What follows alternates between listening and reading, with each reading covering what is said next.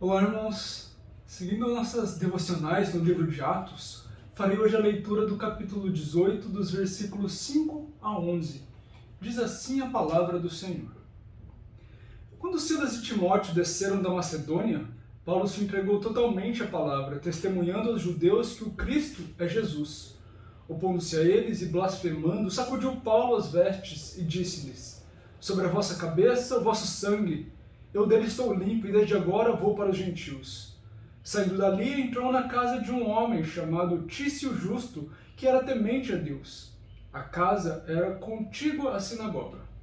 Mas Crispo, o principal da sinagoga, creu no Senhor com toda a sua casa. Também muitos dos coríntios, ouvindo, criam e eram batizados. Teve Paulo durante a noite uma visão em que o Senhor lhe disse: Não temas, pelo contrário, fala e não te cales, porquanto eu estou contigo e ninguém ousará fazer-te mal, pois tenho muito povo nesta cidade. E ali permaneceu 1 ano e 6 meses, ensinando entre eles a palavra de Deus. Paulo estava nesse momento em Corinto, e como ele vinha fazendo nas outras cidades pelas quais ele passou, ele se dirigiu à sinagoga para trazer as boas novas de Cristo, o Evangelho para os judeus. No entanto, mais uma vez, ele é perseguido e então passa a se dirigir aos gentios. E duas coisas acontecem a partir daí. Primeiro, Crispo, que era o principal, o responsável da sinagoga, ele se converte a Cristo, mudando aquele cenário, fazendo com que muitos dos coríntios também viessem a Cristo.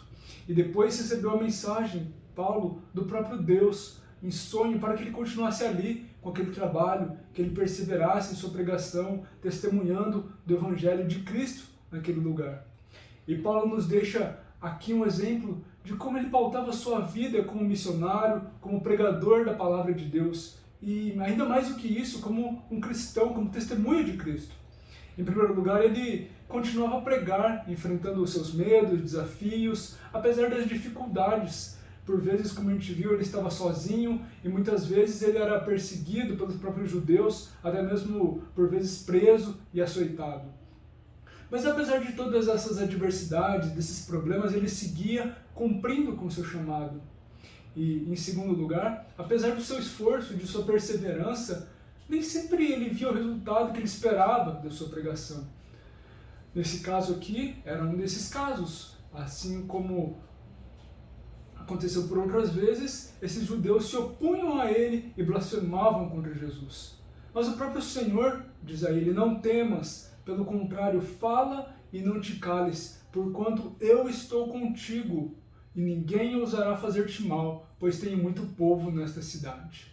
O papel de Paulo é muito claro, era simplesmente falar, pregar a palavra. A instrução de Deus é: fala e não te cales.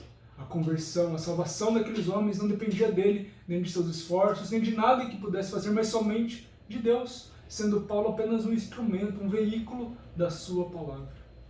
Nesse caso específico, pela graça de Deus, para contentamento de Paulo, ele viu o resultado de tudo aquilo. Ele viu a igreja de Corinto nascendo ali e muitas pessoas se convertendo. Mas muitas vezes não é essa a realidade. Por vezes não vemos o resultado, o fruto da nossa pregação. Mas o Senhor nos lembra de que isso não está sob nosso controle, não está sobre nossa responsabilidade.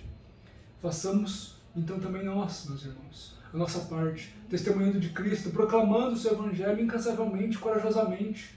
Ao mesmo tempo, coloquemos os resultados de tudo isso nas mãos do Senhor, nos preocupemos menos com o momento que achamos ser mais apropriado, mais conveniente para falar de Cristo, com as nossas habilidades, com a nossa oratória, com a nossa própria capacidade. Essa situação ideal, ela não existe, ela nunca irá existir, lembramos, mas que justamente este é o propósito do Senhor para nós, reconhecermos que somos pecadores, incapazes por natureza. Nossa tarefa é simplesmente falar e não nos calarmos. E tudo isso acontece debaixo da graça, do controle de nosso Senhor, cujo plano de salvação para cada um dos seus escolhidos, dos seus eleitos, não pode ser frustrado. Amém.